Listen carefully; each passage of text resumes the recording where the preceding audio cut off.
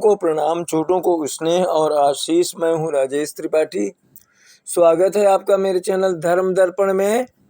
धर्म दर्पण में हम विविध प्रकार के प्रसंग आपको सुनाते ही हैं। राम कथा, धर्म से जुड़े कहानियाँ और जीवन मंत्र, एक श्रृंखला हमने शुरू की है महान साधकों और संतों की जीवनी के बारे में। आज हम सुना रहे हैं आपको संत स्वामी समर्थ के बारे में। उनकी जीवनी आपको हम सुना रहे हैं।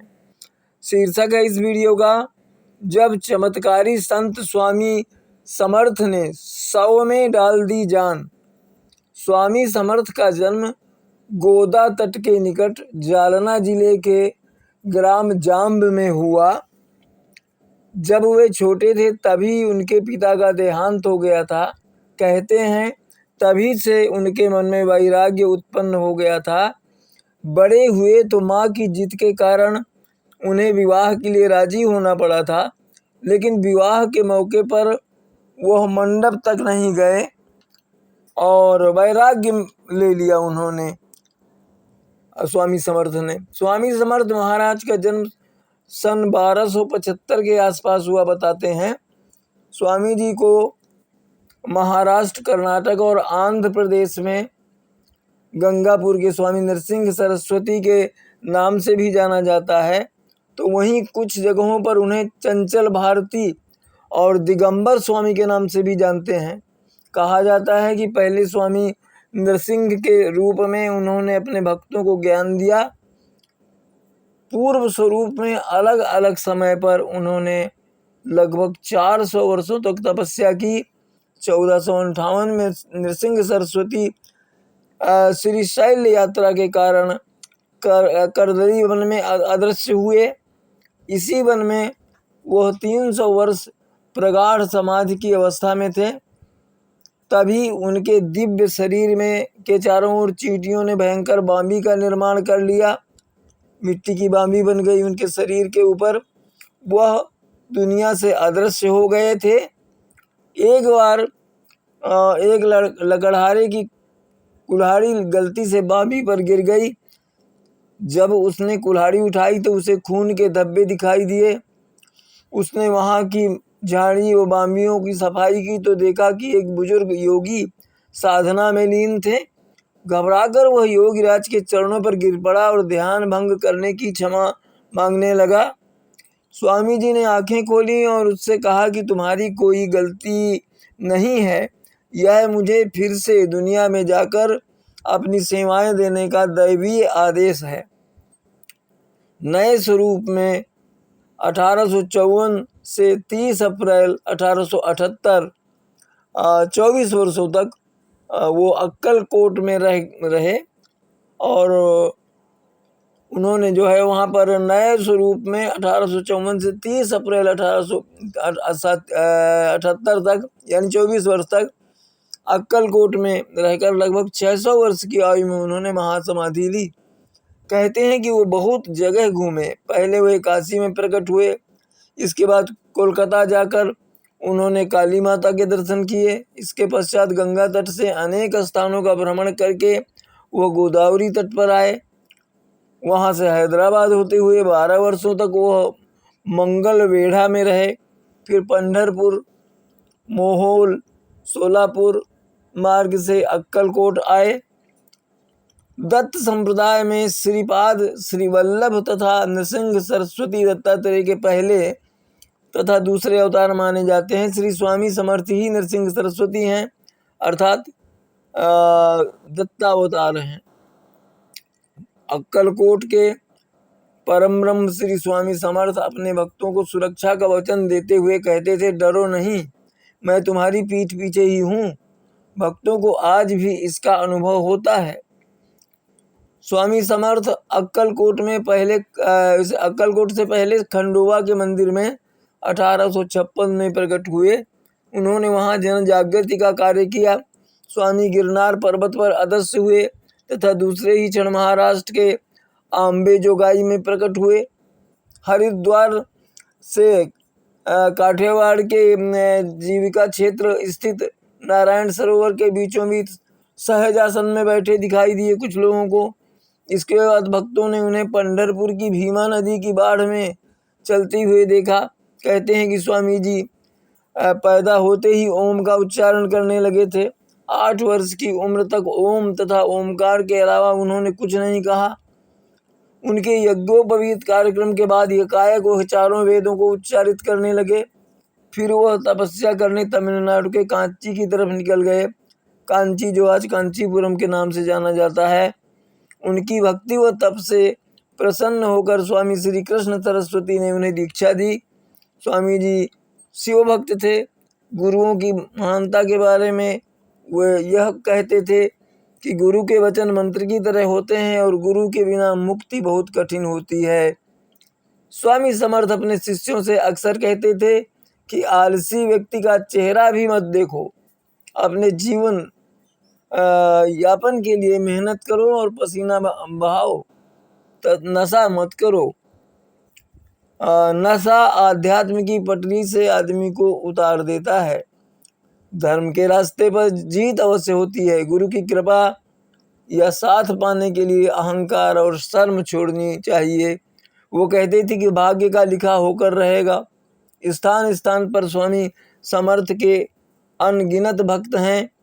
1878 में स्वामी समर्थ ने अक्कलकोट में अपने पार्थिव शरीर का भले ही त्याग किया हो, किंतु हम गए नहीं, जिंदा हैं। उनका यह वचन भक्तों का आधार है।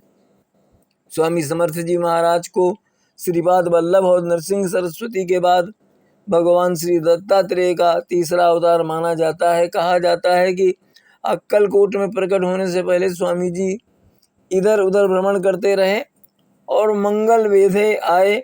यहाँ उन्हें काफ़ी लोकप्रियता प्राप्त हुई। यहाँ से वह सोलापुर होते हुए फिर अक्कलकोट आए। स्वामी जी पूर्ण ब्रह्म रूप में श्री दत्त महाराज के तीसरे अवतार थे, दत्तात्रेय के। भक्तों ने उन्हें जिस रूप में पहले देखा वह उसे उसी रूप में दर्शन देते थे। किसी ने उन्हें भगवान विष्णु के रूप में और किसी ने भगवती के रूप में देखा और महसूस किया। वो हमेशा से अपने भक्तों के साथ खड़े रहते थे और उन्हें आश्वासन देते रहते थे कि डरो मत, मैं तुम्हारे साथ हूँ। स्वामी समर्थ महाराज जब पहली बार अक्कलकोट आए तो उन्होंने खंडोबा मंदिर के बरामदे में अपना आसन जमाया। इस प्रवास के दरमियान उन्होंने कई चमत्कार किए, लेकिन उन्होंने राजा और रंक में कभी कोई फर्क नहीं रखा। वो हर किसी पर समान प्यार बरसाते थे। वहाँ उन्होंने सबको बताया कि वह यजुर्वेदी ब्राह्मण है, उनका गोत्र कश्यप तथा राशि मीन है। वहीं से स्वामी समर्थ जी ने पूरे देश का भ्रमण किया। हर जगह पर उन्हें अलग अलग नामों से जाना जाता था। स्वामी जी के संदर्भ में गोडवलेकर महाराज की जीवनी में काफ़ी कुछ वर्णित है। ऐसी ही एक घटना के अनुसार वासुदेव बलवंत फड़के अक्सर तलवार लेकर स्वामी समर्थ जी का दर्शन करने जाते थे। उन्हें लगता था कि यदि स्वामी जी उनकी तलवार पर हाथ रख देंगे तो उनकी क्रांति सफल हो जाएगी। स्वामी जी ने नौकर को बुलाया और फड़के की तलवार बाहर ले जाने को कहा। यह इस बात का प्रतीक था कि फड़के की क्रांति सफल नहीं होगी। यह देख वासुदेव बलवंत फड़के निराश हो गए और तलवार लेकर लौट आए। उधर श्री गोडवलेकर महाराज ने भी फड़के को चेतावनी दी, अभी क्रांति का सही समय नहीं आया है। स्वामी जी ने 600 वर्ष की आयु में ली महासमाधि। स्वामी जी के बारे में प्रचलित है कि उन्होंने विभिन्न स्थानों पर 400 सालों तक तपस्या की और 1458 में नृसिंह सरस्वती श्रीशैल यात्रा के कारण करदली वन में वह अदृश्य हुए थे। इसी स्वामी जी के कई चमत्कारों की कथा जो है प्रचलित है। उन्होंने कई लोगों को बीमारियों की से मुक्त किया और उनकी क्षमता जो है अपार थी। उनकी शिक्षाएं थी कि भक्ति, आत्म साक्षात्कार और दूसरों की सेवा के महत्व पर वो जोर देते थे। और स्वामी समर्थ अपने परोपकारी कार्यों और वंचितों के लिए आश्रम और स्कूल स्थापित करने के लिए भी जाने जाते थे। उनके अनुयायियों का मानना था कि वो इस दुनिया में से भौतिक रूप से चले जाने के बाद भी उनका मार्गदर्शन और आशीर्वाद देते रहते हैं। उन्होंने अक्कलकोट सोलापुर में 22 वर्ष निवास किया। उनके निवास से पावन हुए अक्कलकोट में उनकी समाधि और पादुकाओं का आज भी लोग दर्शन करते हैं। समर्थ स्वामी के बारे में कहा जाता है कि एक शव यात्रा के दौरान जब एक विधवा रोती उनके चरणों में गिर गई तो स्वामी जी ध्यान मग्न होने के बाद उसे पुत्रवती भव का आशीर्वाद दिया। इतना सुनकर विधवा और फूट फूट कर रोने लगी। रोते हुए वो बोली, मैं विधवा हो गई हूँ और मेरे पति की अर्थी जा रही है। स्वामी इस पर कुछ नहीं बोले और कुछ देर बाद जैसे ही उनके पति के शव को आगे लाया गया उसमें जान आ गई। ये देखकर सबकी आंखें खुली की खुली रह गईं। सभी इसे स्वामी का चमत्कार बता रहे थे।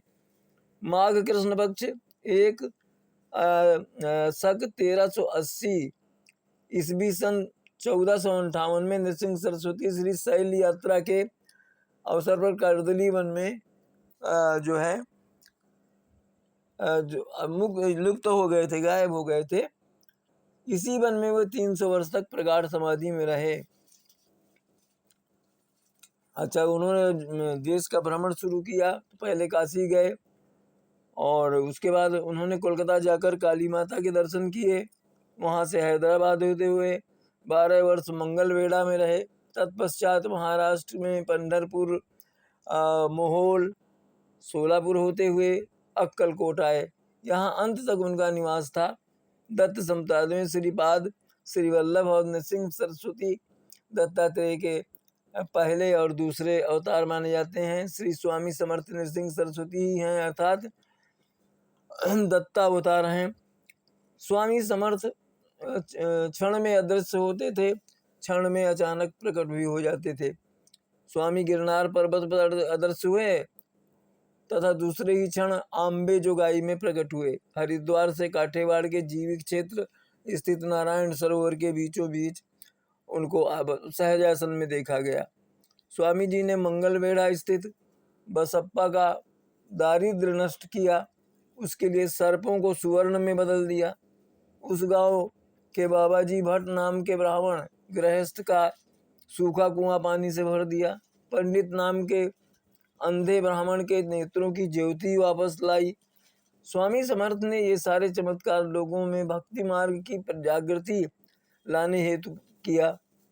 संत लोगों के कल्याण हेतु, लोगों के भाव हेतु तथा लोगों के आत्मिक एवं परमार्थिक ऐश्वर्य हेतु तथा दूसरे के सुख में सुख मानने वाले होते हैं। स्वामी समर्थ ने समाज को दुष्ट प्रवृत्ति नष्ट कर सद्विचारों की फिर से स्थापना की। दुखी एवं पीड़ित लोगों पर कृपा की वर्षा की इच्छुक भक्त सदा स्मरण करें, ऐसा अनुभव देकर उन्होंने प्रेम बंधन में सबको बांध लिया। स्वामी समर्थ की दृष्टि में धनवान तथा निर्धन सब एक जैसे ही थे। उन्हें सीधा साधा भोला भाला भक्ति भाव बहुत अच्छा लगता था। उनके हृदय में सामान्य लोगों के लिए बहुत प्रेम था। स्वामी समर्थ बहुत तेजस्वी थे। भक्तों पर आए संकट वे दूर करते थे। एक बार स्वामी समर्थ के दर्शन हेतु अक्कलकोट के महाराज मालोजी राजे हाथी पर सवार होकर आए। उन्होंने तब स्वामी जी के चरणों पर शीश नवाया तो स्वामी जी ने मालोजी राव के गाल पर एक तमाचा जड़ दिया और कहा, तुम्हारा बड़प्पन तुम्हारे पास रखो, अपने घर में रखो। उसका यहाँ क्या काम, हम ऐसे बहुत से राजा बनाते हैं। तब से मालोजी राव स्वामी समर्थ के दर्शन हेतु पैदल ही आते थे। अक्कलकोट संस्थान के मानकरी सरदार तात्या भोसले जी का कामन संस्थान से उब गया।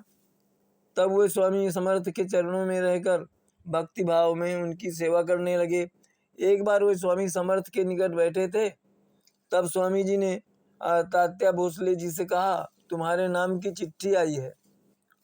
चिट्ठी आई है यानी तुम्हारा बुलावा आ गया ऊपर से। तात्या भोसले जी ने स्वामी समर्थ से प्रार्थना की, मुझे आपकी और सेवा करनी है। तात्या भोसले जी ने यमदूत को देखा तथा वे डर गए। अपने भक्त की तड़प देखकर स्वामी समर्थ ने यमदूत से कहा, यह मेरा भक्त है, इसे स्पर्श मत करना। उस ओर बैठे बैल को ले जाओ। उस बैल के प्राण निकल गए तथा वो भूमि पर गिर गया। श्री स्वामी समर्थ के हृदय में करुणा का सागर था। उन्हें आवाज दो, वे सदा तुम्हारे पास हैं। स्वामी समर्थ अपने भक्तों के कल्याण हेतु सदैव जागृत होकर भयंकर संकटों से उन्हें मुक्त करते थे। अक्कलकोट में मोरोबा कुलकर्णी नाम का एक स्वामी भक्त था। उसके आंगन में श्री स्वामी समर्थ अपने सेवकों समेत सोए थे। मोरोबा की पत्नी को रात के समय पेट में भयंकर पीड़ा आरंभ हुई। उसे असह्य यातना होने लगी। वह कुएं में जान देने के लिए निकली। स्वामी समर्थ एकदम जग गए तथा सेवकों से कहा, अरे कुएं में कौन जान दे रहा है, देखो उसे मेरे पास ले आओ। सेवक कुएं के पास गए तो मोरोबा की पत्नी कुएं में जान देने के लिए कूदने ही वाली थी। तो वे उसे लेकर स्वामी समर्थ के समक्ष आए। स्वामी जी ने उसकी कृपा दृष्टि से देखा, उसके पेट की पीड़ा समाप्त हो गई। श्री समर्थ के माता पिता और मूल के बारे में अभी भी कुछ पता नहीं है। एक किंवदंती के अनुसार एक बार जब एक शिष्य ने स्वामी जी से उनके जन्म के बारे में पूछा तो स्वामी ने जवाब दिया कि उनकी उत्पत्ति एक बरगद के पेड़ से हुई थी। एक अन्य अवसर पर स्वामी जी ने कहा कि उनका पुराना नाम नृसिंह भान था। स्वामी समर्थ द्वारा अपने रूप में तथा भक्त को उसके इच्छित देवता के रूप में दर्शन देने की जानकारी मिलती है। जगह जगह पर स्वामी समर्थ के अनगिनत भक्त हैं। 1878 में स्वामी समर्थ ने अक्कलकोट में अपने पार्थिव शरीर का भले ही त्याग किया हो, किंतु मैं गया नहीं हूँ, हमेशा आपके साथ हूँ, उनका ये वचन भक्तों का आधार है। अक्कलकोट सोलपुर के में ही स्वामी समर्थ की समाधि है, मंदिर भी है। अक्कलकोट के परम ब्रह्म श्री स्वामी समर्थ अपने भक्तों को अभयदान देते हुए कहा करते थे, डरो मत, मैं तुम्हारे पास हूँ। भक्तों को आज भी उनका अनुभव होता है। स्वामी समर्थ अक्कलकोट में पहली बार महाराष्ट्र के खंडोबा के मंदिर में 1856 में प्रकट हुए। उन्होंने कई चमत्कार किए और जन जागृति का कार्य भी किया। उनका कहना था कि जो मुझे सर्वस्व मानकर अनन्य भाव से नित्य मेरा चिंतन करेगा, उपासना करेगा, सेवा अर्पित करेगा, उन प्रिय भक्तों को के जो कल्याण का ध्यान मैं रखूंगा। गंगाधर सीताराम पाटिल महाराज के भक्त थे। 1958 में लोक निर्माण विभाग में पर्यवेक्षक के रूप में कार्यरत थे। पाटिल को महाराष्ट्र के मोहोल और हिंगर गांव के बीच सड़क निर्माण का कार्यभार सौंपा गया था। एक बार जब वो अपने मित्र के साथ मोटरसाइकिल पर जा रहे थे तो उन्होंने सड़क के दाईं ओर उल्टी दिशा से एक बैलगाड़ी आती देखी। समय रहते बैलगाड़ी वाले ने बैलगाड़ी को सड़क के बाईं ओर मोड़ दिया। श्री पाटिल ने देखा कि बैलगाड़ी के पीछे से एक लोहे की छड़ निकली हुई है जो उनकी ओर तेज गति से आ रही थी। मोटरसाइकिल के लिए एक गंभीर बाधा बन रही है। उन्हें लगा कि अपनी तेज गति से आ रही मोटरसाइकिल को उस लोहे की छड़ से टकराने से बचाना असंभव है, इसलिए बिना कोई विकल्प अपनाए उन्होंने अपनी आंखें बंद कर लीं और श्री बाबा महाराज का नाम लेते हुए आगे बढ़ गए। पाटिल के सामने मौत खड़ी थी, लेकिन श्री बाबा महाराज की दिव्य कृपा से वे केवल मामूली चोटों के साथ बच गए। लेकिन मोटरसाइकिल की पिछली सीट पर बैठे उनके मित्र को लोहे की छड़ से गंभीर रूप से घायल कर दिया। लोहे की छड़ ने उनको गंभीर रूप से घायल कर दिया। श्री पाटिल के साथ एक और सेवक और एक रोचक घटना घटी। एक बार उनके घर में चोरी हुई, लेकिन आश्चर्य की बात यह है कि चोर श्री बाबा महाराज की तस्वीर वाले कमरे में नहीं घुसे। इस कमरे में रखे सभी कीमती सामान जैसे सोने के गहने, पैसे और अन्य कीमती सामान श्री बाबा महाराज की कृपा दृष्टि से बच गए। और श्री ओक के चचेरे बहनोई श्री बाला साहेब भिड़े श्री बाबा महाराज के भक्त थे। और श्री ओक जो स्वयं एक भक्त थे, कल्याण महाराष्ट्र के श्री राजा भाऊ भिड़े के दामाद थे। श्री राजा भाऊ भिड़े भी श्री भीड़कर महाराज के शिष्य थे।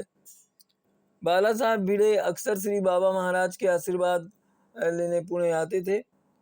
एक बार हमेशा की तरह वे पुणे आए, आशीर्वाद लिया और बैठने ही वाले थे कि श्री बाबा महाराज ने उन्हें जल्दी से खड़ा कर दिया। तब श्री बाबा महाराज ने उन्हें एक नारियल दिया और कहा, कल्याण में आपकी मौसी बहुत बीमार है, आप उन्हें यह नारियल दे दें और उनसे कहें कि वो इसका पानी पिएं। भिड़े तुरंत कल्याण वापस लौटे और देखा कि उनकी मौसी बहुत बीमार हैं, उन्हें दिल की बीमारी है। जैसे ही उन्होंने नारियल का पानी पिया, उन्हें बेहतर महसूस होने लगा और 1 सप्ताह के भीतर वो पूरी तरह से ठीक हो गईं। हृदय रोग विशेषज्ञ अपने मरीज के अचानक ठीक होने से आश्चर्यचकित थे। एक महिला को बाबा ने राक्षसी कब्जे से, प्रेत बाधा से बचाया। श्री पद्माकर जोशी श्री बाबा महाराज के भतीजी के पुत्र थे।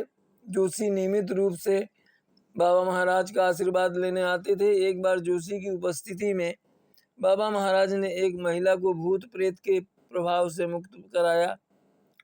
बाबा महाराज के पास आने से पहले महिला को राहत के लिए विभिन्न मंदिरों, तांत्रिकों और यहाँ तक कि एक ओझा के पास भी ले जाया गया, लेकिन फिर भी समस्या का समाधान नहीं हुआ।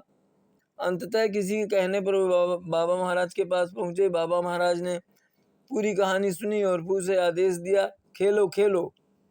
जैसे ही उन्होंने ये शब्द कहे, महिला जो है कांपने लगी और हाँफने लगी। ये सब भूत प्रेत के कारण हुआ था। कांपने और हाँफने की गति बढ़ने लगी और अंततः वो गिर पड़ी और अपना सिर श्री बाबा महाराज के चरणों पर टिका दिया। वह अपनी सारी जीवन शक्ति खो चुकी थी और बाबा महाराज के चरणों में निश्चल पड़ी थी। कुछ क्षणों के बाद वहां उपस्थित कुछ लोगों ने उसे जगाया। जब वो उठी और उसके रिश्तेदारों ने देखा कि कई वर्षों के बाद पहली बार वह सामान्य तरीके से व्यवहार करने लगी थी। उसके रिश्तेदारों ने बाबा महाराज को बताया कि उसके पति की मृत पूर्व पत्नी शायद एक बुरी आत्मा के रूप में उसकी वर्तमान पत्नी को परेशान कर रही है। रिश्तेदार उसे राहत दिलाने के लिए अनेक स्थानों पर भटकते रहे, लेकिन अंततः श्री बाबा महाराज के चरणों में उसे इस बुरी आत्मा से मुक्ति मिल गई। लक्ष्मण हरि गोखले ने वर्ष 1950 से श्री बाबा महाराज के दर्शन करना शुरू किया। इससे पहले श्री गोखले को पेट में बहुत दर्द रहता था। डॉक्टर उन्हें अक्सर इंजेक्शन देते और लगातार 2 दिन तक सोने के लिए कहते थे। डॉक्टर ने पेट का ऑपरेशन करवाने की भी सलाह दी थी। बाबा महाराज ने इस प्रस्ताव को अस्वीकार कर दिया और श्री गोखले को बासी रोटी खाने की सलाह दी। यह एक बड़ा चमत्कार था कि श्री बाबा महाराज की कृपा से श्री गोखले का पेट का दर्द हमेशा के लिए ठीक हो गया। यह सत्य है कि जब सद्गुरु का पूर्ण सहयोग प्राप्त हो तो भक्तों को किसी भी भयंकर विपत्ति से डरने की आवश्यकता नहीं होती। सप्तर्षि ने स्वयं इस तथ्य का अनुभव किया है। श्री सप्तर्षि अक्सर बाबा महाराज के पास आशीर्वाद लेने जाते थे। एक बार उन्होंने बाबा महाराज से खेत पर मकई का भुट्टा खाने के लिए चलने का अनुरोध किया। बाबा महाराज ने भी सहमति दे दी। मकई का भुट्टा खाने का यह कार्यक्रम समाप्त होने के बाद किसी ने चाय बनाने के लिए मिट्टी के तेल का चूल्हा जलाया, लेकिन दुर्भाग्य से चूल्हे की टंकी फट गई। जलता हुआ मिट्टी का तेल पास में खड़े सप्तर्षि के छोटे बेटे पर पड़ गया और उसके कपड़ों में आग लग गई। सबने उस लड़के को देखा जो आग से घिरा हुआ था और शोर मच गया। बाबा महाराज पास में ही खड़े थे, लेकिन विपरीत दिशा में मुंह करके खड़े थे। शोर सुनकर जब बाबा महाराज ने अपना चेहरा घुमाया और केवल उस लड़के की ओर देखा जो आग से घिरा हुआ था, कितना बड़ा आश्चर्य! आग अपने आप बुझ गई और न केवल लड़का जलने से बच गया बल्कि उसके कपड़े भी सुरक्षित रहे। पुणे के प्रभाकर शंकर पनसे ने भी एक चमत्कार देखा। पनसे इस बात से बहुत दुखी थे कि उनके सदगुरु श्री नारायण महाराज केड़गांवकर ने महासमाधि ले ली थी। एक दिन सुबह सुबह उन्हें स्वप्न में एक संत पुरुष का दर्शन हुआ, जिसने सफेद कोट, धोती, सिर पर सफेद कपड़ा और गले में सफेद फूलों की माला पहनी हुई थी। उसी दिन सुबह उनके मित्र उन्हें आशीर्वाद लेने के लिए बाबा महाराज के पास ले आए। उस समय बाबा महाराज पद्मासन में एक पलंग पर बैठे थे। पनसे को बाबा महाराज को देखकर बहुत आश्चर्य हुआ और प्रसन्नता भी हुई। वही संत पुरुष जिन्हें उन्होंने स्वप्न में देखा था, बाबा वैसे ही दिखे। जब उन्होंने श्री बाबा महाराज को प्रणाम किया और बैठ गए तो उनका विचलित मन पूरी तरह से शांत हो गया। एक बार श्री पनसे का 2 वर्षीय बेटा अचानक गंभीर रूप से बीमार हो गया। जब लड़के का अस्पताल में इलाज किया गया तो डॉक्टर ने उसके ठीक होने की सारी उम्मीदें खो दी और निष्कर्ष निकाला कि कोई भी दवा लड़के पर कोई असर नहीं कर रही है। पनसे बहुत घबरा गए और तुरंत मदद के लिए श्री बाबा महाराज के पास गए और स्वामी समर्थ के पास। सारी बातें सुनने के बाद बाबा महाराज ने बालक का नाम पूछा। तब बाबा महाराज ने बालक से कहा कि हिम्मत मत हारो और चिंता मत करो। फिर उन्होंने पनसे से कहा कि मंदिर में रखी छोटी सी स्टील की डिब्बी में से एक अंगार लेकर बालक को लगाओ और साथ ही डॉक्टर द्वारा बताई गई दवा भी देते रहना। डॉक्टर ने अनिच्छा से इंजेक्शन और दवा देना जारी रखा, क्योंकि उन्हें लगा कि बालक कुछ घंटों से अधिक जीवित नहीं रह पाएगा। सबको आश्चर्य हुआ कि डॉक्टर के सारे अनुभव, चिकित्सा ज्ञान और भविष्यवाणियों को नजरअंदाज करते हुए अगले ही दिन वो लड़का बिस्तर से उठकर खेलने लगा। इस प्रकार बाबा महाराज की दिव्य कृपा से डॉक्टर की भविष्यवाणी पूरी तरह से गलत साबित हुई। किसी भी प्रकार से यदि किसी भक्त पर कोई संकट आ जाता था तो बाबा महाराज उस भक्त को सहज ही उस चिंता से मुक्ति दिला देते थे। इसका प्रत्यक्ष अनुभव श्री गोविंदराव रामचंद्र जोगलेकर के साथ बाबा महाराज के अनेक भक्तों ने भी किया। बाबा महाराज हमेशा अपने भक्तों को सलाह देते थे कि आसमान को देखो, सितारों को देखो। एक बार जोगलेकर ने जिज्ञासावश उनसे इन शब्दों का स्पष्ट अर्थ पूछा। बाबा महाराज ने कहा, दूर की दृष्टि से आंखें साफ होती हैं। ये शब्द भौतिकी के हैं, इसलिए तुम्हें आसमान की ओर देखना चाहिए। आसमान में ये तारे दिव्य चमक के प्रतीक हैं। एक समय बाबा महाराज ने जोगलेकर को ये स्वर्णिम शब्द लिखे थे, ब्रह्म सत्य है और भौतिक जगत का एकमात्र तत्व है। ब्रह्म की स्पष्ट और निश्चित अनुभूति प्राप्त करने के लिए आपको कई जन्म लेने पड़ेंगे।